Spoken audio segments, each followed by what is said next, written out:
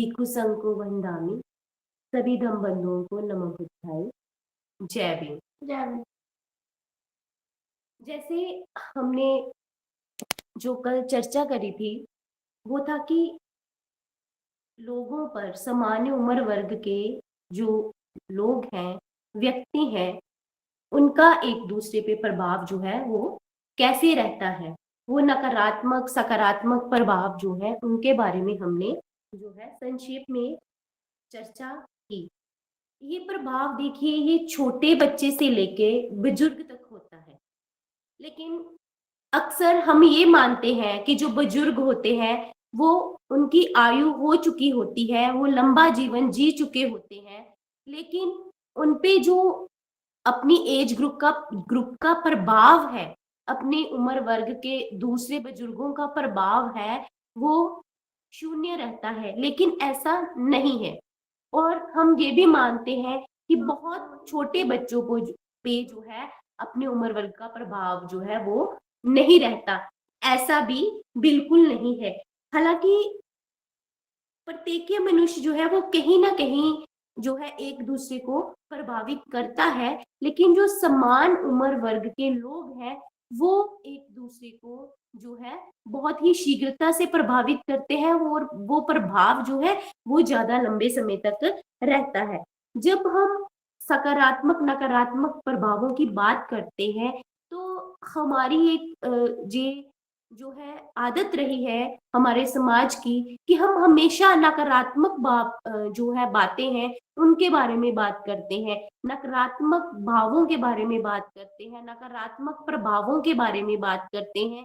हम कभी भी सकारात्मक प्रभाव अगर हमारे पे किसी का पड़ा है हम उसकी चर्चा करते नहीं है। हम अगर हमारे जीवन में हमारे जो है साथी हैं, हमारे बच्चे हैं, हमारे आस पड़ोस वाले लोग हैं, अगर हमने उनसे कुछ अच्छा सीखा है, जब उन्होंने हमसे कुछ अच्छा सीखा है, तो उसकी चर्चा जो है वो बहुत ही कम होती है। हम बीआरसी के मंच पे प्रतिदिन जो है जुड़ते हैं, अलग अलग विषयों पे चर्चा करते हैं, बनते जी की देशनाएं सुनते हैं। तो इन सब चर्चाओं का, देशनाओं का जो है कुछ ना कुछ उद्देश्य रहता है, सुनने वालों का भी उद्देश्य रहता है। और वो उद्देश्य क्या है? हम सभी लोग जो इस मीटिंग में जुड़े हैं, कहीं ना कहीं हमारा उद्देश्य है कि हम जो है अपने समाज का, एक अच्छे समाज का निर्माण करें। हम दम का आचरण करें और ऐसे राष्ट्र का निर्माण करें जिसमें जो है समता का भाव हो, मैत्री हो, जिसमें जो है द्वेष, ईर्ष्या ऐसा भाव ना हो। और इसी भाव को लेकर के, इसी भाव के जो है प्रसार प्रचार के लिए जो है हम यहाँ एकत्रित होते हैं। हम जो है नए नए विचारों को सुनते हैं और उन पे जो है चर्चा करते हैं और उनको अपने जीवन में अपनाने का जो है प्रयास करते हैं। देखिए, हमारा समाज जो है वो बना किन लोगों से है? जब कोई बच्चा जन्म लेता है, जन्म से लेके मृत्यु तक अलग अलग व्यवस्था जो है अवस्थाएं आती हैं, जीवन में अलग अलग पड़ाव आते हैं। इन सभी पड़ाव के, इन सभी उम्र वर्ग के जो लोग हैं उन सबसे मिलकर ही तो हमारा समाज पड़ा है, बना है। लेकिन अगर मैं कहूँ कि समाज में हर एक व्यक्ति, छोटे बच्चे से लेके बुजुर्ग तक समाज में को प्रभावित करता है, तो आप कहेंगे कि एक छोटा बच्चा जिसके अभी दूध के दांत नहीं टूटे, वो समाज को भले कैसे प्रभावित कर सकता है? हम सोचते हैं कि छोटा बच्चा जिसके दूध के दांत तक नहीं टूटे वो समाज को प्रभावित नहीं कर सकता, लेकिन ऐसा नहीं है। जब एक महिला गर्भवती होती है, जब वो उसको पता चलता है कि मैं माँ बनने वाली हूँ, तब से लेकर तब से ही एक बच्चा जो है वो समाज को प्रभावित करना शुरू कर देता है। अब आप क्वेश्चन करोगे कि एक बच्चा, माँ ने बच्चा कंसीव किया तो उसी वक्त उसका प्रभाव कैसे देख सकते हैं हम? देखिए, जब माँ को पता चला कि मैं गर्भवती हूँ तो उसकी भावनाएं उससे जुड़ जाती हैं। प्रेगनेंसी टेस्ट से लेके डिलीवरी तक आर्थिकता प्रभावित होती है। उसके बाद उस घर के जो अन्य सदस्य हैं वो उन उस महिला का जीवन साथी और उसके और भी जो सब सगे संबंधी हैं वो सभी, जब उनको पता चलता है कि हमारा जो रिश्तेदार है वो गर्भवती है, बच्चा होने वाला है, तो उनकी भावनाएं, उनकी अपेक्षाएं, उनकी उम्मीदें जो है उस बच्चे के पैदा होने से पहले ही जुड़ जाती है। यहाँ तक नहीं, उसके बाद जो हमारी मानसिकता है लिंग भेद को लेकर के, जो समाज को बहुत ही प्रभावित करती है, वो भी वहां पे अपना कार्य करती है। और वो परिवार जिस भी व्यवस्था में से जुड़ा हुआ है, जिस भी धार्मिक व्यवस्था में है, वो उस धार्मिक व्यवस्था को भी वो बच्चा दुनिया में आने से पहले ही प्रभावित कर देता है, क्योंकि उसके पैदा होने से पहले ही वो सारे कर्म कांड जो है वो परिवार के सदस्य करना शुरू कर देते हैं। माँ भी बच्चे से जुड़ी जानकारी एकत्रित करना शुरू कर देती है और ऐसे बच्चा हर जो है क्षेत्र को जो है दुनिया में आने से पहले ही प्रभावित करना शुरू करता है।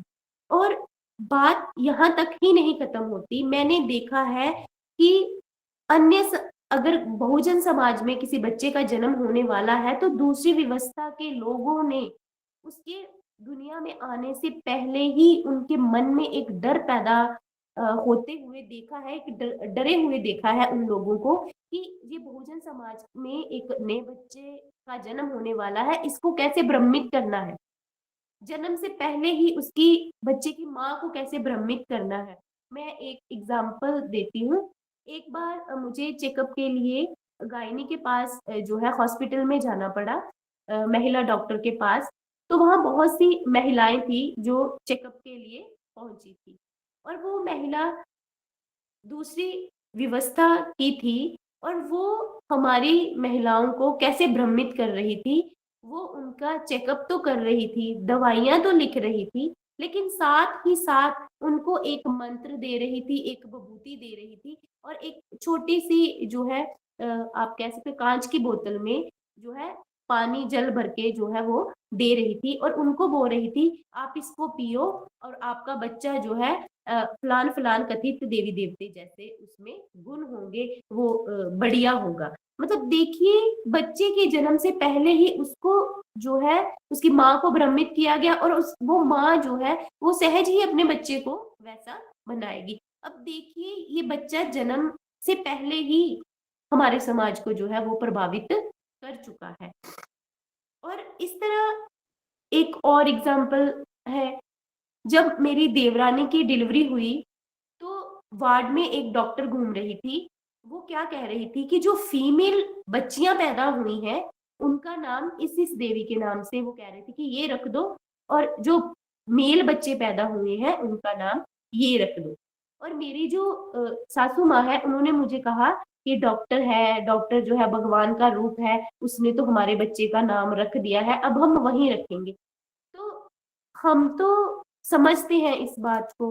तो मैंने बोला मम्मा नहीं, ऐसा नहीं है, वो डॉक्टर है, उसका जो काम है उसने कर दिया, बच्चे का नामकरण हम उन्हें खुद करना है।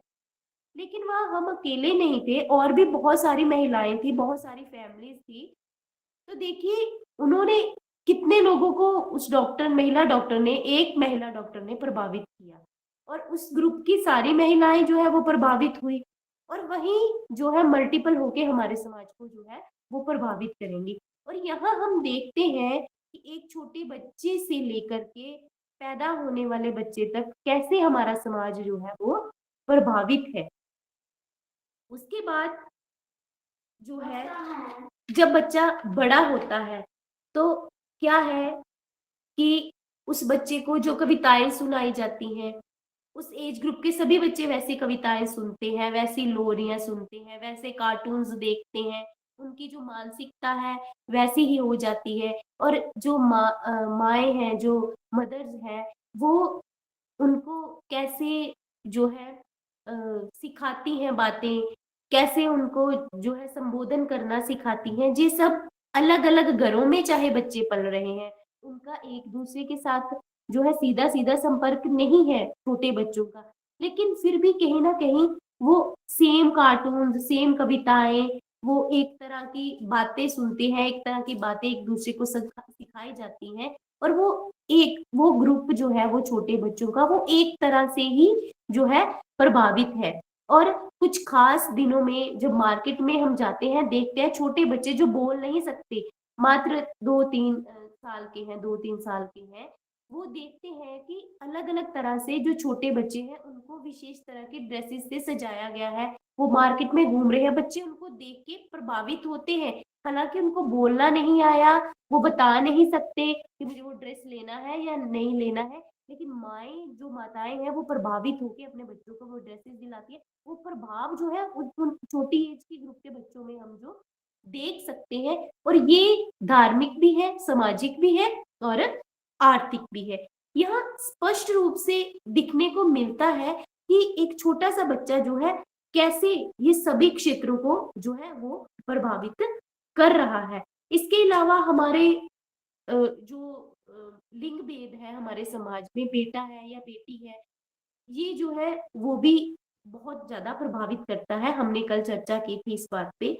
और बच्चों को सिखाए जाने वाले जो संबोधन है, और बच्चों ने दूसरों के सामने कैसा व्यवहार करना है, जैसे जैसे बच्चा थोड़ा बड़ा होता है तो उनको वो सारी बातें जो है सिखाई जाती है, वो भी हमारे समाज के निर्माण में जो है महत्वपूर्ण भूमिका जो है वो निभाती है। ऐसे ही जब बच्चा स्कूल जाने लगता है, बोलने लगता है, समाज के अन्य लोगों के संपर्क में आता है, अपनी गतिविधियां करता है, कार्य करता है, उसका चलना फिरना, उसके शरीर की बनावट, उसके बालों का कलर, उसकी आंखों का रंग, ये सब जो है एक दूसरे को जो है प्रभावित करते हैं। और बच्चे क्लासरूम में जो बातें करते हैं, अगर किसी बच्चे ने कोई नया पेंसिल बॉक्स लिया, लंच बॉक्स लिया, वाटर बोतल ली, उसको देख के दूसरा बच्चा भी वो डिमांड करता है।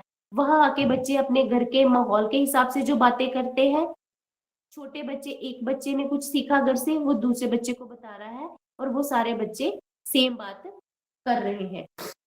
मैं छोटी क्लास के बच्चों को पढ़ाती थी। एक एलकेजी का बच्चा, उसको मैंने किसी बात से जरा सा डांट दिया, उसके पापा पुलिस में थे, और उसने अपने घर में कहीं सुना होगा। मैं दूसरे बच्चे को पढ़ा रही थी, और वो अपने दोस्त से क्या कह रहा था, इस मैडम ने मुझे डांटा है, मैं इसको जो है गोली मार दूंगा। मतलब देखिए, उस बच्चे के दिमाग में वो बात है जो उसके घर में कहीं ना कहीं कही गई है, या उसके फादर ने कहा होगा, या उसने कहीं से सुना होगा, और उसने दूसरे बच्चे से कहा। दूसरे बच्चे ने सभी बच्चों को बताया कि हम मैम को जो है वो मार देंगे। मतलब ये जो है छोटे बच्चों से ही समाज में वो प्रभाव जो है बनना शुरू हो जाता है। घर जो है वो समाज की एक मूलभूत इकाई है, छोटा यूनिट है। इसलिए घर में जैसी सभ्यता होगी, जैसी संस्कृति होगी, जैसी आदतें होंगी, वैसा ही परिवार जो है एक समाज में छाप छोड़ेगा, और उस समाज के अलग अलग उम्र वर्ग के जो लोग हैं वो अपने अपने उम्र वर्ग में वैसी ही छाप छोड़ेंगे। जैसे एक एग्जाम्पल है, एक बच्चा था, उसको किसी दूसरी धार्मिक व्यवस्था के चरित्र का जो है एक्टिंग करनी थी स्टेज पे। तो उसने वेशभूषा तो किसी दूसरी धार्मिक व्यवस्था के देवी देवता की धारण कर ली, लेकिन उसके घर में जिस व्यवस्था का जो है चल रही है, जिसका वो पाठ पूजा जो भी करता है, जिसका वो संबोधन करता है, वो तो कहीं ना कहीं उसके मस्तिष्क में है। जब वो स्टेज पे परफॉर्म करने गया, तो उसको जो बोलना था वो नहीं बोल पाया। उसने वही अभिवादन, वही संबोधन वहां पे किया जो उसके घर में है। तो ऐसे छोटे बच्चे जो है दूसरों को प्रभावित करते हैं, अपनी एज ग्रुप के बच्चों को प्रभावित करते हैं, हमारे समाज को प्रभावित करते हैं, हमारी आर्थिकता को जो है वो प्रभावित करते हैं। छोटे बच्चों की जो रुचि खेलों में, चित्रकला में, गायन में, उनके किसी विशेष विषय में, उनकी लिखावट में आप देख सकते हो कि एक बच्चे की जैसी लिखावट है किसी एज ग्रुप के बच्चे की, उसके मित्रों की हैंड राइटिंग भी वैसी ही होती है। ये जो है पीयर ग्रुप का प्रभाव है। और इस प्रभाव के चलते ही हमारे समाज में जो है आप देखते हो कि अलग-अलग तरह के भवनों का निर्माण हुआ, जैसे स्पोर्ट्स क्लब का निर्माण होना, स्कूलों का, हॉस्पिटल्स का, इंडस्ट्रीज का। वो जो है एज ग्रुप को देखते हुए ही किसी वस्तु का जो है किसी भी संस्था का निर्माण जो है वो होता है। जहाँ यहाँ तक अगर हम बातें करें, हमारे बच्चों ने समाज को प्रभावित किया है और समाज ने बच्चों को, हमारे बच्चों की जो रुचियां हैं, जो आजकल बच्चे हैं वो सोशल मीडिया को प्रभावित करते हैं और सोशल मीडिया बच्चों को, जैसे बच्चों का इंटरेस्ट है वैसी वो रील्स देखते हैं, और जैसी बच्चे देखना पसंद करते हैं वैसी ही रील्स जो है वो जो है आती हैं। इसमें माता पिता और परिवार की जो है एक सक्रिय भूमिका रहती है। देखिए, अगर आपका बच्चा कॉन्फिडेंट है, अगर आपका बच्चा स्वाभिमानी है, तो वो अपने एज ग्रुप के बच्चों पे अपना प्रभाव छोड़ेगा। लेकिन अगर आपका बच्चा कॉन्फिडेंट नहीं है, अगर स्वाभिमानी नहीं है, अगर अपनी बात नहीं रख सकता खुल के, तो वो दूसरों के प्रभाव में रहेगा। ये कहीं न कहीं माता-पिता पे डिपेंड करता है कि आप अपने बच्चों को कैसा समाज देना चाहते हो, आप अपने बच्चों को जो है उसका निर्माण, उसका चरित्र निर्माण, उसका जीवन कैसा हो, वैसा ही उसको जो है घर में माहौल दें। आपका बच्चा समाज को प्रभावित करे, इस नज़रिए के लिए आपको वैसा ही आचरण करना है जिस तरह का आप समाज से चाहते हैं। और यहाँ पे एक विशेष बात, आपको सिर्फ अपने बच्चे पे ही कार्य नहीं करना, आपको पूरे समाज के लिए कार्य करना है। क्योंकि अगर आप सिर्फ अपने बच्चे के लिए कार्य करेंगे, तो आपका बच्चा जो सीखेगा, वो बाहर जाके अगर तो कॉन्फिडेंट है तो वो सिखाएगा, नहीं तो वो बाहर से सीख के आएगा। और बाहर अगर आप जैसा चाहते हैं वैसा समाज नहीं है, तो कभी भी आप बच्चे को वैसा नहीं बना सकते, वैसा आचरण नहीं दिलवा सकते जैसा आप दिलवाना चाहते हैं। तो ऐसी सिचुएशन में आपको क्या करना है, आपको बच्चे के मित्र बन के उसके साथ जो है व्यवहार करना है। अगर बच्चे से गलती हुई है, उसको इस तरह से समझाना है, उसके दृष्टिकोण से समझाना है। बच्चों के सामने गलत व्यवहार को नहीं दोहराना, लिंग भेद उनके सामने लिंग भेद की बातें नहीं करनी। किसी बच्चे को जब भी हम, हमारा दृष्टिकोण क्या रहता है, हम अपने बच्चे को अच्छा सिखाने के चक्कर में हम आस पड़ोस वाले बच्चों, रिश्तेदारों के बच्चों के साथ अपने बच्चों को कंपेयर करना शुरू कर देते हैं। देखो, वो भाई था, वो फर्स्ट आया है, आप क्यों नहीं आए? वो भाई है, देखो उसकी ग्रोथ हो गई, वो लंबा हो गया, आप हो नहीं रहे, आप खाना नहीं खाते। वो ऐसा हो गया, वो वैसा हो गया।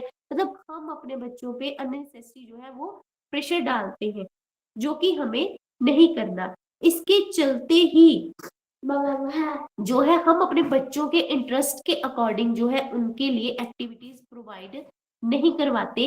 हम क्या करते हैं, हम अपने अकॉर्डिंग हम जो बच्चों को बनाना चाहते हैं उन पे वैसा ही प्रेशर डालते हैं, और वो बच्चा अपनी एज ग्रुप के बच्चों के प्रभाव में है, वो अपने एज ग्रुप के बच्चों के जैसी एक्टिविटी जो है वो चूज करता है, जहाँ पे जो बच्चे की एनर्जी है वो वेस्ट हो रही है, आपकी आर्थिकता भी वेस्ट हो रही है, क्योंकि उस बच्चे का वहाँ इंटरेस्ट ही नहीं है जहाँ आप उसको जबरदस्ती धकेलते हो। और जहाँ सबसे इम्पोर्टेंट बात ये होती है कि हम अपने बच्चों को कुछ नया और अच्छा सिखाना चाहते हैं, लेकिन हम अच्छा क्या सिखाना चाहते हैं, या हमें नया क्या सिखाना है, ये हमें खुद ही नहीं पता। अगर आप अपने बच्चे को कुछ नया सिखाना चाह रहे हो, कुछ अच्छा सिखाना चाह रहे हो, उसका आप देखोगे, अगर आप खुद एनालाइज करो, हमें खुद ही नहीं पता कि हम बच्चे को सिखाना क्या चाह रहे हैं। भाव हम श्रेष्ठ समाज का निर्माण करना चाहते हैं, पर ये कैसे है, ये कैसे हो पाएगा, ये हमें पता ही नहीं। सभी बच्चे इसी बात से परेशान हैं कि वो पेरेंट्स उन पे अननेसेसरी प्रेशर डालते हैं, जिस वजह से वो अपने पेरेंट्स को ही गलत समझना शुरू कर देते हैं। और पेरेंट्स का जो बच्चों पे प्रभाव है वो एज ग्रुप के बच्चों के प्रभाव से कम रहता है और उलट प्रभाव रहता है। बच्चे पेरेंट्स को अपना दुश्मन मानना शुरू कर देते हैं। और मैंने देखा है कि बच्चे अपने पेरेंट्स से जहां तक बोल देते हैं कि अगर आप हमें पाल नहीं सकते थे तो आपने पैदा ही क्यों किया। अगर आप अपनी जरूरत हमारी जरूरतें पूरी नहीं कर सकते तो हमें अकेला छोड़ दो। और यहाँ तक भी बच्चे कह देते हैं कि आपने हमें अपनी जरूरतों के लिए पैदा किया है या हमें जीवन दिया है। मतलब ऐसे सवाल जब पेरेंट्स के सामने आते हैं तो पेरेंट्स को भी नहीं समझ आता कि बच्चों के साथ वो कैसे कैसा व्यवहार करे, बच्चों को वो कैसे समझाए। क्योंकि हम भी जैसे बड़े होने लगते हैं हमारी इंस्ट्रक्शंस की लिस्ट जो है वो बढ़ जाती है। पहले हमारी गलती यहाँ पे ये रहती है कि हम बच्चों को, जब बच्चा समझना शुरू करता है तब से लेके उसकी टीन एज तक, लगभग 14 साल की उम्र तक हम बच्चों को क्या सिखाते हैं। बच्चे जब परिवार साथ बैठा है आपने नहीं बैठा, आप अंदर चलो। बच्चे सबके सामने ज्यादा बातें नहीं करनी, ऐसे व्यवहार करना है, वैसे करना है, इंस्ट्रक्शन लगा देते हैं। जैसे ही बच्चा टीन एज में एंटर करता है उसकी जो सोचने समझने की जो है क्षमता वो बढ़ जाती है। बच्चा अपनी भावनाएं एक्सप्रेस करना शुरू कर देता है। और कभी कभार ऐसा होता है कि बच्चा अकेला ज्यादा रहना शुरू कर देता है।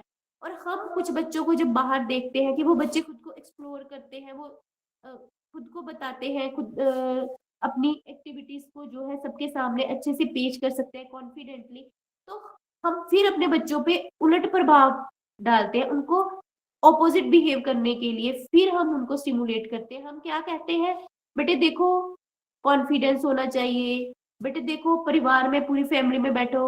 मतलब पहले 7 साल हमने वेस्ट करे उनको दूसरी बातें सिखाने में, अब हम फिर अपना समय वेस्ट कर रहे हैं उनको दोबारा पुरानी बातें सिखाने में। मतलब हमें ही नहीं पता कि हमें बच्चों को सिखाना क्या था, हमें कैसे समाज का जो है निर्माण करना था। तो इसके लिए हमें करना क्या है, मैं आपको एक एग्जांपल देती हूँ। मेरी किसी कार्यक्रम में किसी जानकार से मुलाकात हुई। वो मैडम क्या बोल रहे थे, वो बोल रहे थे कि देखिए मैम, मैंने बोला कि आपके बच्चे आए हैं इस कार्यक्रम में। कहते देखिए मैम, हम ना बच्चों को साथ नहीं ला सकते, बच्चों के साथ जबरदस्ती नहीं कर सकते। देखिए बच्चों का सोचने का नजरिया अलग है, हमारा अलग है। बाबा साहिब और धम का कार्यक्रम जहाँ भी होता है वहां पे लेके आना बच्चों को बहुत मुश्किल हो गया है। उनके इंटरेस्ट जो है वो अलग है। और ये इंटरेस्ट क्रिएट किसने किए हैं, तो यहाँ हमारे हमने खुद ही वो समस्या क्रिएट कर दी।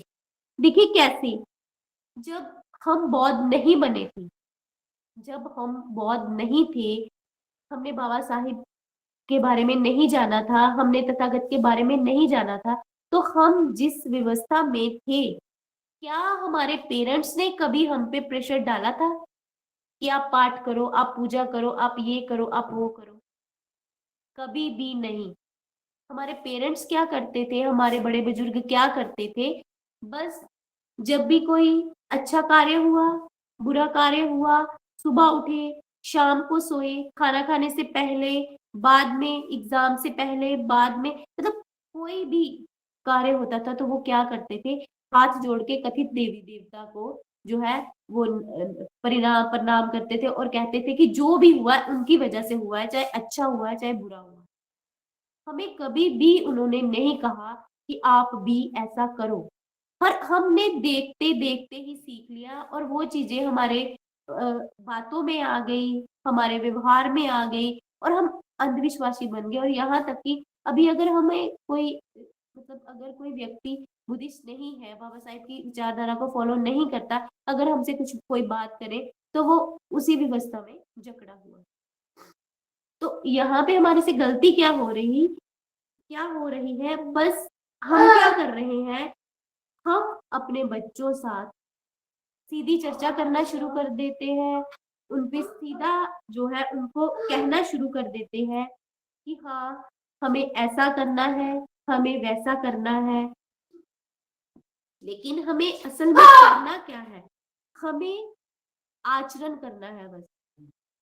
हमें दम का आचरण करना था, अपनी सभ्यता का, अपनी संस्कृति का जो है आचरण करना था, हमें सामाजिक मूल्यों का, दम का जो है आचरण करना था, हमें वो बातें अपने व्यवहार में लानी थी। लेकिन हमने खुद आचरण नहीं किया, हमने अपने व्यवहार में, अपने स्वभाव में हम वो बातें लेके नहीं आए। लेकिन हमने फटाफट से अपने बच्चों को वो चीजें सिखानी शुरू कर दी। और यहाँ पे क्या हुआ? यहाँ पे बच्चों ने हमें ही अपने दुश्मन जो है स्वीकार करना शुरू कर दिया। और बच्चे हमें क्या कहते हैं, वो मेरी दोस्त ने बताया, वो कहते हैं कि मेरे बच्चे मुझे कहते हैं कि मम्मा आप गलत हो, आप जातिवाद फैला रहे हो, मम्मा आप अपने जो है दम में कटुता लेके आए हो, आप जबरदस्ती कर रहे हो, उन्होंने तो कभी कुछ कहा नहीं। वो बच्चा कहेगा ही, क्योंकि हमें भी तो हमारे पेरेंट्स ने कभी जबरदस्ती कुछ कहा नहीं। तो यहाँ हमसे जो गलती हो रही है वो यही है कि हम जो है उस चीज का आचरण करने की बजाय हम अपने बच्चों पे थोप रहे हैं, और बच्चे अपने उस उम्र वर्ग के प्रभाव अधीन हैं जिनकी जो अलग व्यवस्था के हैं, और उनका उन पे प्रभाव जो है हमारे से ज्यादा अधिक है। और इसी वजह से हम डरे डरे रहते हैं, अपने बच्चों से खुल के बात नहीं करते। और यहाँ कमी कहाँ है? हम भी अपनी पूरी कोशिश करते हैं, कमी ये है कि हम भी जो है हम में भी जो है कॉन्फिडेंस की कमी है, क्योंकि हम भी कहीं ना कहीं जब अपनी एज ग्रुप के लोगों में होते हैं तो हम भी अपने अभिवादन, अपने अभिनंदन, अपने संबोधन करने से कतराते हैं। हम भी कहीं ना कहीं अपनी जाति को छुपाते हैं, मतलब छुपाना नहीं, मतलब हम बता ही नहीं पाते, हम उनकी हाँ में हाँ मिला देते हैं। और हमारे बच्चे जो देखते हैं वो वैसा ही व्यवहार जो है वो हमारे साथ करते हैं। मेरी कुछ दिन पहले ही अपने कजन से बात हुई, उसने बताया कि जो उसकी मौसी की बेटी है, वो जिस कॉलेज में पढ़ती है, वो उसको वहां मिलने गया तो उसने कहा, भैया यहाँ पे कुछ मत बताना, आप अगर कोई आपको मेरी जाति के बारे में पूछे, मेरे दोस्त मेरी रिस्पेक्ट नहीं करेंगे। मतलब उस पे भी उस एज ग्रुप के बच्चों का प्रभाव है। लेकिन मैंने उसको ये समझाया कि आप उसको बोलो कि वो फ्रेंड्स ही क्या, जो आपकी जाति देख के आपको अपने दोस्त जो है वो चूज कर रहे हैं।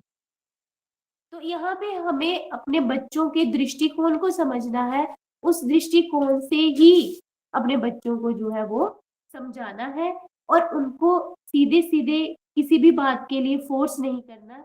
बस आपने आचरण करना है, जैसे हमारे पेरेंट्स जो करते थे हमने सीख लिया, वैसे ही हम जो करेंगे हमारे बच्चे अवश्य ही सीखेंगे।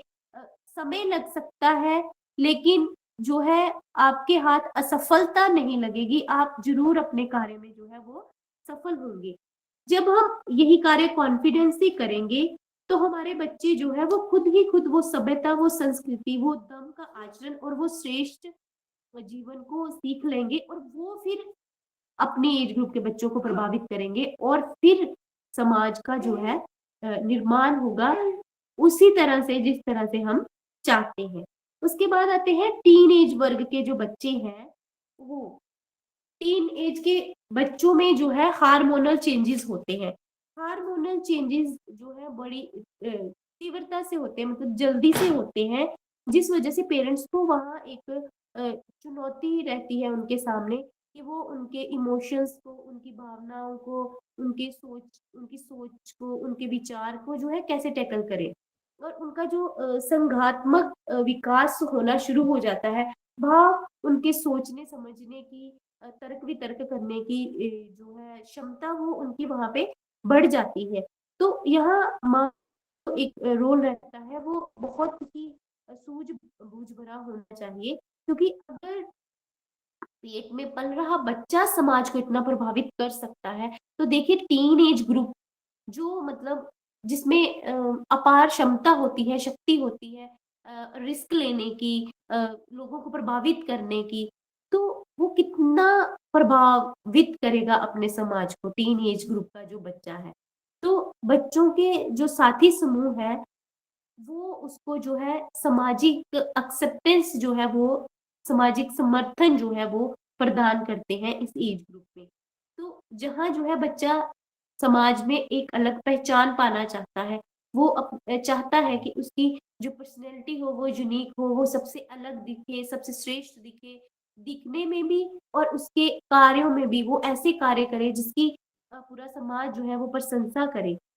तो जो उसकी एज ग्रुप के बच्चे होते हैं वो कैसे उसको प्रभावित करते हैं, अनुशासन, एकता, सहयोग, परीक्षण, नैतिकता जो है उसमें डेवलप करने में वो सहायक होते हैं।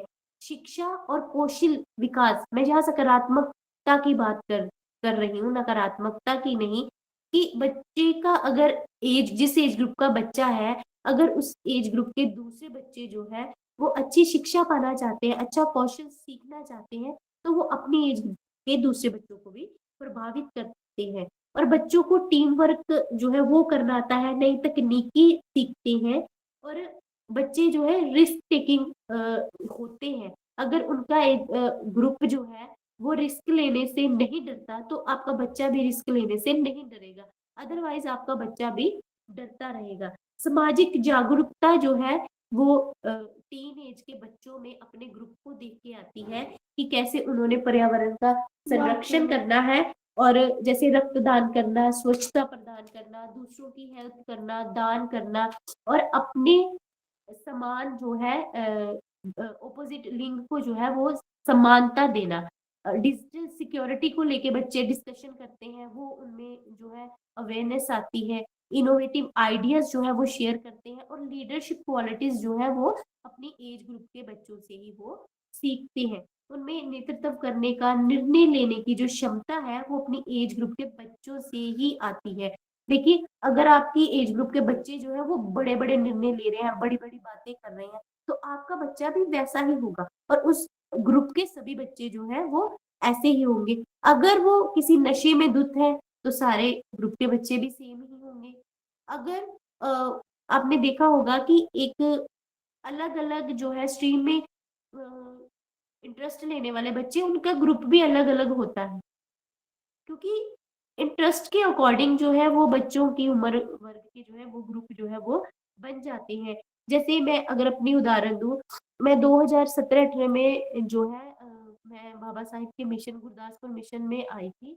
वहाँ मैंने देखा दूसरी बौद्ध महिलाओं को, तो मैं उनके प्रभावधीन आई। जब वो मतलब मैं गाँव से थी, वो शहर में रहते थे, वो प्रतिदिन कोई ना कोई एक्टिविटी करते थे और जिस ग्रुप में उन्होंने मुझे ऐड कर रखा था उसमें वो और मैं वहाँ अपने गाँव में बैठी-बैठी उनको देख के खुश होती थी और मेरे मन में होता था, काश मैं पास होती तो मैं भी उनके साथ जो है डोर टू डोर जाती और बाबा साहिब की विचारधारा, तथागत की विचारधारा को फैलाने में उनकी हेल्प करती। वो मेरे पे प्रभाव था। इसी तरह एज ग्रुप के बच्चों का जो है प्रभाव जो है वो रहता है। और हमने अपने बच्चों को कैसे प्रभावित किया है, उसी तरह हमारा बच्चा अपनी एज ग्रुप को प्रभावित करता है और समाज प्रभावित होता है।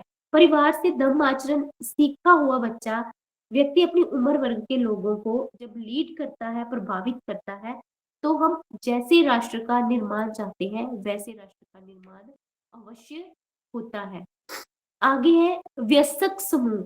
वयस्क समूह जहाँ पे टीन एज से बच्चा निकल जाता है, उसकी जो विचार हैं वो कहीं न कहीं परिपक्व हो जाते हैं, उनका मानसिक जो शिक्षित विकास है, शैक्षिक वो कंप्लीट हो चुका होता है, उनका दृष्टिकोण जो समाज के प्रति वो स्थापित हो चुका होता है लगभग, और वह समाज के निर्माण को सीधे-सीधे प्रभावित करने के लिए निर्णय लेना शुरू कर देता है। और अब वो किसी दूसरे पे डिपेंड नहीं रहता। उसका खुद का दृष्टिकोण जो है वो बन चुका होता है। वो चाहे किसी के भी प्रभाव अधीन हो। किसी एज ग्रुप के प्रभाव अधीन जब किसी का भी प्रभाव हो, वो नकारात्मक भी हो सकता है और सकारात्मक भी हो सकता है। जैसे हमने कल भी इस विषय में बात की कि जैसे हमारे श्रद्धेय भंते जो धम्मभूमि के निर्माता हैं, भंते करुणा श्री राहुल जी, देखिए उनके जो विचार थे, सकारात्मक विचार थे, उनका दृष्टिकोण सकारात्मक था और उनको पता था कि मैंने क्या करना है और उन्होंने कैसे सकारात्मकता से जो है निर्णय लिया, समाज को बौद्धमय समाज बनाने का जो उनका स्पष्ट था गोल, उन्होंने उस पे कार्य किया और उन्होंने उनके साथ उनके अलग जो दूसरे लोग उनकी एज ग्रुप के प्रभावित हुए, उन्होंने सबने मिलके कैसे पूरे समाज को धीरे-धीरे प्रभावित किया। और जैसे कुछ पिछले महीने एक बौद्ध अलंकार जी ने एक अपना वक्तव्य दिया था, उसमें उन्होंने समाज निर्माण के बारे में बहुत ही स्पष्टता से समझाया था। उन्होंने ये बात अच्छे से स्पष्ट करी थी कि हमें अब अपना दिमाग दौड़ाने की ज़रूरत नहीं है। हमारे महापुरखों ने जो है अच्छे समाज के निर्माण के लिए एक ब्लूप्रिंट तैयार कर दिया है और शरदे भंते जी ने उस पे कार्य करने के लिए जो है योजनाएं बना चुके हैं। बस हमें क्या करना है, हमें बस उन पे कार्य करना है। तो बात बिल्कुल साफ है कि सकारात्मक दृष्टिकोण से बौद्ध में भारत के निर्माण के लिए जिस वजह से हम इस चर्चा में रहते हैं, जिस वजह से हम अलग-अलग देशनाएँ सुनते हैं, अगर उसके लिए ब्लूप्रिंट तैयार है, सब कुछ तैयार है, तो फिर हमें चलने में क्या आपत्ति है? हमारे महापुरुष निर्णय ले चुके हैं बौद्ध में भारत के निर्माण का, बस हमें उन पे चलना है, हमें तर्क-वितर्क करने की ज़रूरत नहीं है, क्योंकि वो सब जो है बहुत ही अच्छे से जो है उन्होंने हमारे लिए प्लान करा था एक श्रेष्ठ भारत के निर्माण के लिए। बस हमने क्या करना है, हमने अपने उम्र वर्ग के लोगों को लीड करना है और एक कल्याणकारी समाज के लोगों के बारे में बताना है कि एक कल्याणकारी समाज का निर्माण कैसे होता है और कैसे हम कर सकते हैं। क्योंकि एक वयस्क का जो ग्रुप है, वो 1 से 2, 2 से 4, 4 से 16 8 8 से 16 बनता है और ऐसे मल्टीपल होता जाता है और एक सकारात्मक जो है समाज का निर्माण करता है। और हमें अपने आस-पड़ोस, घर, कार्यस्थल जहाँ भी मौका मिले, हमें अपने प्रभाव को वहाँ छोड़ना है। लेकिन हम अपने प्रभाव को तब छोड़ सकते हैं, जब हमने उस प्रभाव में हम खुद हों, हमने उसका आचरण किया हो। अब जो वयस्क है, वो जिनका दृष्टिकोण जो है वो स्पष्ट है, वो सीधे-सीधे डायरेक्ट प्रभावित करते हैं समाज को, अपनी एज ग्रुप के लोगों को। जैसे राजनीति में, शिक्षा में, चिकित्सा में अपराधों के खिलाफ खड़े होकर के न्याय प्रणाली को प्रभावित करते, वोटिंग सिस्टम तक को वो जो है प्रभावित कर सकते हैं। हमने देखा है बहुत सारी एजिटेशंस होती हैं, बहुत सारे कानूनों के खिलाफ हम विरोध में खड़े होते हैं। वो ग्रुप होता है, वो ग्रुप कौन-सा, वो सेम उम्र वर्ग का हो सकता है, सेम विचारों का हो सकता है। तो इसी तरह अगर मैं वयस्क जो है उम्र वर्ग के लोगों की बात करूँ, तो उनमें महिलाओं और पुरुषों का अलग-अलग जो है विवरण करना मैं ज़रूरी समझती हूँ जहाँ पे, क्योंकि जैसे बाबा साहिब ने कहा है कि महिलाओं का सामाजिक निर्माण में योगदान बहुत अधिक रहता है, कि जैसे समाज की उन्नति का अंदाज़ा हम उस समाज की महिलाओं की तरक्की और उन्नति से लगा सकते हैं। तो अगर हमारे समाज की महिलाएँ कर्मकांडों में, लिंग भेद में, अंधविश्वासों में फँसी हुई हैं, तो वो वैसे ही शाप अपने समाज पे छोड़ेंगी और समाज के निर्माण में वो बाधा ही रहेंगी।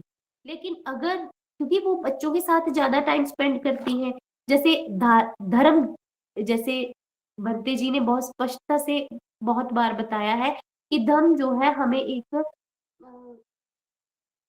शक्ति देता है, हमारे मन को एक जो है मानसिकता हमारी जो है उसको स्ट्रॉन्ग करता है कि हमें अपने हमें तथागत पे भरोसा है, वही हमारा कल्याण करेंगे, उनके दम से ही हमारा कल्याण होगा। जो ऐसा विश्वास है, वो हमें हर एक समस्या से जो है वो बाहर निकालता है। लेकिन अगर हमारी महिलाएँ हैं अंधविश्वासों में, उनका विश्वास वहाँ पे है, तो हमारे जो समाज है उसका भला नहीं हो सकता। और जो वयस्क महिलाएं हैं ना, उनका जो ग्रुप रहता है ना, वो उसका प्रभाव जो है वो वकालत का ज्यादा रहता है। वो दूसरों को सकारात्मकता से भी प्रभावित करती है और नकारात्मकता से भी।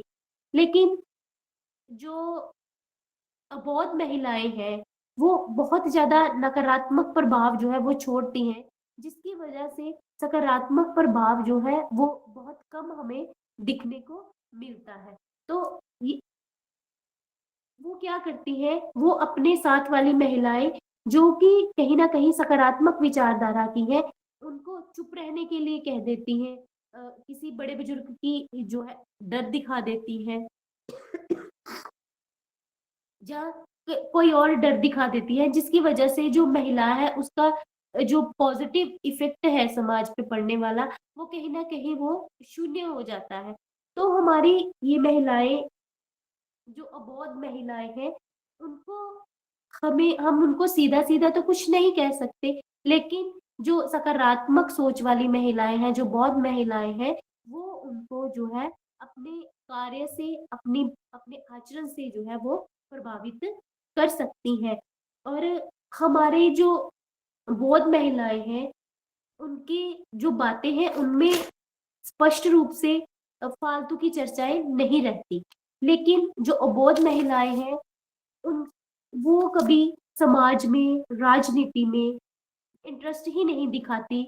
वो बस खुद पे केंद्रित रहती हैं और अपने जीवन साथी, अपने परिवार में केंद्रित रहती हैं। और उनका प्रभाव वैसे एज ग्रुप की महिलाओं पे वैसा ही रहता है, जो कि वो भी जो है वैसे ही परिवार के प्रति केंद्रित रहती हैं। और वो कहीं ना कहीं ये भूल गई हैं, हमारे जो बच्चे हैं, उन्होंने उस समाज में जाना है जिस समाज को हम प्रभावित कर रहे हैं। आज हमारी बच्चियां छोटी हैं, लेकिन बड़ी होके उनको, वो भी जब महिलाएं बनेंगी, वयस्क बनेंगी, तो वो प्रॉब्लम्स का सामना उनको करना पड़ सकता है, जिनका जिनको वो बढ़ावा दे रही है। तो इन इन चीजों की जो समझ है, हम उनमें पैदा कर सकते हैं। उसके बाद व्यर्थ के झगड़ों में उलझी रहती हैं जो हमारी महिलाएं हैं ना, अबोध महिलाएं भी व्यर्थ के झगड़ों में उलझी रहती हैं। उनको वो बस खाने पीने में मस्त रहती हैं, जिस वजह से जो हमारे समाज में जो है नेगेटिव, नकारात्मक प्रभाव पड़ता है। और वो नकारात्मक प्रभाव कैसे है कि जो राजनीति है वो हमारे समाज को सीधा सीधा प्रभावित करती है। और जो वयस्क एज ग्रुप की महिलाएं हैं, उनके ग्रुप को देख के, उनके ग्रुप की आवश्यकताओं को देख के जो है प्लानिंग की जाती है, कैसे अपनी वोटरों को जो है लुभाना है, उस तरीके से जो है राजनीतिक लोग जो है अपनी योजनाएं बनाते हैं। तो अगर हमारी महिलाएं कुछ सकारात्मकता दिखाएंगी नहीं, तो समाज के लिए जो योजनाएं बनाई जा रही है वो भी तो वैसी ही बनेगी ना। तो इसलिए हमारा जो दृष्टिकोण है उसमें परिवर्तन लाना हमारी निजी जिम्मेदारी है। हमें अपने जो है दृष्टिकोण पे पुण्य विचार जो है वो करना चाहिए। उसके बाद आता है बुजुर्ग वर्ग। जो बुजुर्ग वर्ग है, जिनको हम सोचते हैं कि उनपे उनके एज ग्रुप का प्रभाव नहीं रहता, लेकिन सबसे ज्यादा वही लोग हैं जो समाज को प्रभावित कर रहे हैं। वो कैसे? बुजुर्ग जो है वो हमारे मार्गदर्शक हैं। और ग्रामीण क्षेत्रों में जो है बुजुर्ग जो है स्थानीय जो है शासन है, एक तरह का बुजुर्गों के हाथ में ही रहता है। अगर किसी गांव में कोई छोटी मोटी घटना हो जाती है, लड़ाई झगड़ा हो जाता है, तो उसका निपटारा वो तुरंत उसी समय वो बुजुर्ग, बड़े बुजुर्ग जो है वो करने में सक्षम होते हैं। और बड़े बुजुर्गों का जो आदर है वो हर उम्र वर्ग का जो व्यक्ति है वो करता है, उनकी बात को धैर्य से सुनता है। उनकी जो है वो बातें जो नकारात्मक है, उन उनमें भी हाँ में हाँ मिला देता है। उनकी मतलब एज को देख के, उनके जो है पुराने एक्सपीरियंस को देख के। लेकिन ये बुजुर्ग जो है वो अपने धैर्य से, बुद्धिमत्ता से जो है सकारात्मक छाप जो है वो समाज पे छोड़ सकते हैं, क्योंकि इन्होंने एक लंबा जीवन जिया होता है और इनको पता होता है कि समाज जो है किन बातों से प्रभावित हो सकता है। ज़्यादातर परिवार में जो है संस्कृति जैसी है, रीतियाँ जैसी हैं, परंपराएँ कैसी हैं, इनको बुजुर्ग लोग ज़्यादा प्रभावित करते हैं। चाहे वो महिलाएँ हों, चाहे पुरुष हों। महिलाएँ तो बहुत ज़्यादा प्रभावित करती हैं, क्योंकि वही जबरन जो है अपनी बहू-बेटियों पे पुरानी अंधविश्वासी परंपराओं को जो है निभाने के लिए उनको विवश करती हैं कि उनको ऐसी परंपराएँ निभानी है, और जैसी परंपराएँ एक परिवार में निभाई जाएँगी, समाज तो वैसा ही होगा ना। तो यहाँ सामाजिक निर्माण में बुजुर्ग अगर सकारात्मक प्रकृति वाले होंगे, तो वो समानता, स्वतंत्रता प्रिय होंगे, न्याय प्रिय होंगे, लिंग भेद को प्राथमिकता नहीं देंगे और समाज में एक सुव्यवस्थित सभ्य समाज बनाने में वो जो है सहायक हो सकते हैं। और बहुत सी समस्याएँ ऐसी हैं जो वो मिनटों में सुलझा सकते हैं। हमारे बुजुर्ग जो है वो राजनीति को बहुत ज़्यादा प्रभावित करते हैं, क्योंकि हमारे बुजुर्ग जो है ना अ, उनको मैंने सुना है कहते हुए कि हम तो शुरू से ही फलान-फलान पार्टी के हैं, भी वही उसी को वोट देंगे, चाहे कोई अच्छा है, चाहे बुरा है, हमें किसी से कुछ नहीं लेना। और वो अपने परिवार वालों को भी धमकाते हैं, डराते हैं कि आप वहीं पे वोट करना जी, आप ऐसा ही करना जी। देखिए, वोट हमारा जो है बाबा साहिब ने जो अधिकार दिया है, वो इसीलिए दिया है कि हम अपने समाज का जो निर्माण है, अपने मतलब सकारात्मकता से अच्छे से कर सकें। लेकिन ये जो बुजुर्ग लोग हैं, इनका राजनीति में बहुत ही ज़्यादा प्रभाव रहता है। अक्सर वो कहते हैं कि बच्चों को क्या पता, हमने तो उम्र ही गुजार दी इन सब चीज़ों में, तो इसलिए आपको कुछ समझ नहीं है। और वही नौजवान जो सकारात्मक विचारधारा के हैं, समाज का निर्माण करना चाहते हैं, उनको कहते हैं कि आप राजनीति में मत आओ, आप ये कार्य मत करो, आप अगर किसी के साथ अन्याय हो रहा है, आप उसके खिलाफ उसका साथ मत दो। वही कहते हैं कि आप इन गलत रीतियों के खिलाफ मत जाओ। मतलब उन्होंने हम नौजवानों को भी डरा करके रखा है कहीं न कहीं कि हमें बस वही करना है जो पहले से निर्धारित है, चाहे वो गलत है, चाहे वो सही है। इसी तरह से धार्मिकता को भी जबरन पूरन परिवार पे वो थोपते हैं और हमारे ज़्यादातर वयस्क बुजुर्गों के प्रभाव अधीन ही लोग जो है अलग-अलग डेरों पे जाते हैं, अंधविश्वासों में फँसे हुए हैं। क्योंकि हमारे नौजवानों का भी नौजवानों पे उनका जब प्रभाव रहता है, जब एक बुजुर्ग का दूसरे बुजुर्ग पे प्रभाव होता है, वो जो सुनता है वैसा ही अपने घर में जाके करना शुरू कर देता है। अगर उसने अपने बहू-बेटी की कोई बात सुनी, उसने दूसरे को बताई, दूसरे ने भी उसकी चाहे बहू अच्छी है, चाहे बुरी है, उसने उसके बारे में भी वैसा सोचना शुरू कर दिया और अपने घर में अननेसेसरी झगड़ा डाल लेता है। अपने बच्चों को जो है अपने बेटों को सिखाना शुरू कर देता है, अपनी बेटियों को गलत सिखाना शुरू कर देता है। मतलब नेगेटिव प्रभाव की मैं बात कर रही हूँ। और जहाँ सकारात्मक प्रभाव है, मैं आपको बात बताती हूँ कि हमारे पड़ोस में एक अंकल हैं, तो अक्सर ही हम देखते हैं जो अबोध महिलाएँ हैं, उनको दूसरी महिलाओं को दबाने में या उनको उनकी हर एक बात में जो है टीका-टिप्पणी करने में, उनकी गलतियाँ निकालने में बहुत ही मज़ा आता है। तो वो हमारे जो पड़ोसी हैं, वो अंकल वो बहुत ही अच्छे विचारों के हैं। तो उनकी बेटी आई अपने मायके अपने परिवार वालों से मिलने। तो उसने अपने मम्मी-पापा को बिठाया और अपनी भाभी के खिलाफ गलत बातें करनी शुरू कर दी। लेकिन वो अंकल जो थे, उनके विचार जो थे वो पॉज़िटिव थे, सकारात्मक थे। उन्होंने उनको वहीं मना कर दिया। उन्होंने कहा देखो आप बेटी हो, आज आई हो, कल वापस चली जाओगी। हमने अपनी बहू के साथ रहना है, जिसने आप तो यहाँ 28 वर्ष रहे हो, उसने जितनी देर हमने जीना है, उसने हमारे साथ रहना है। वो हमारी बेटी आपसे ज़्यादा है, तो आप ऐसी बातें यहाँ पे मत करो। हम अच्छे से रहें, बुरे से रहें, ये हमारा घर है, हम खुद देख लेंगे कि हमारा क्या झगड़ा है, हम अपना झगड़े खुद सुलझा लेंगे, आप अपने घर जाओ। देखो कितने अच्छी बात कही एक पिता ने अपनी बेटी को कि आपको हमारे घर के मामलों में पड़ने की ज़रूरत नहीं है। तो झगड़े क्या होते हैं, छोटी-मोटी बातें होती हैं, वो समय के साथ खुद ब खुद जो है डिसअपियर हो जाती हैं, गायब हो जाती हैं, सुलझ जाती हैं। तो यहाँ पे हमारे बुजुर्गों का जो सकारात्मक विचारधारा का होना है, वो बहुत ही ज़रूरी है, अगर हम एक सकारात्मक समाज का निर्माण करना चाहते हैं, उसमें अपना योगदान देना चाहते हैं। और ज़्यादातर जो बुजुर्ग होते हैं वो फ्री रहते हैं, जो सरकारी नौकरी से रिटायर नहीं है, जो पेंशनर नहीं है, तो जिनके पास आर्थिकता का कोई साधन नहीं होता, तो उन वो बुजुर्ग जो है उनको राजनीतिक लोग, धार्मिक लोग जो है वो जल्द ही अपनी बातों में उलझा लेते हैं, फँसा लेते हैं। तो इस तरह से हम कह सकते हैं कि अलग-अलग जीवन के स्तर पे समान उम्र वर्ग के लोगों का जो है वो एक-दूसरे पे प्रभाव रहता है, और ये उम्र वर्ग के लोग जो है समाज को भी अलग-अलग तरीके से जो है प्रभावित करते हैं। लेकिन जैसे हमने पहले ही बात की कि हमारा इस गूगल मीट में जुड़ने का कारण है, कोई उद्देश्य है, ब्रह्मभूमि से जुड़ने का कोई उद्देश्य है, वो ये है कि हमें एक सभ्य समाज का निर्माण करना है, हमें एक बौद्धमय भारत के निर्माण में जो है अपना योगदान देना है।